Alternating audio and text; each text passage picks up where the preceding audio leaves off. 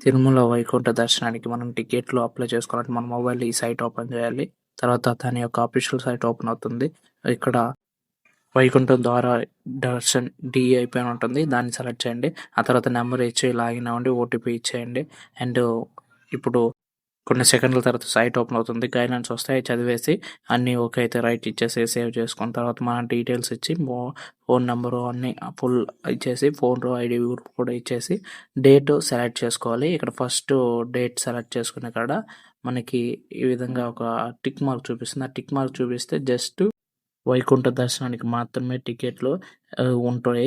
అది కూడా డిప్ ద్వారా ఎత్తబడుతుందండి. అది 2వ తారీఖు మధ్యాహ్నం 2 గంటలకు తెలుస్తుంది. మన బుకింగ్ మొత్తం అప్లై అయినాక ఈ విధంగా మన రిజిస్ట్రేషన్ నెంబర్ వస్తది. దాన్ని స్క్రీన్‌షాట్ చేసి పెట్టుకోండి. ఆఫ్టర్ ఇది మధ్యాహ్నం 2 గంటలకు తెలిసినప్పుడు అది ఎలా చూడాలనేది నేను నెక్స్ట్ వీడియోలో చెప్తాను. ఫాలో కొట్టండి.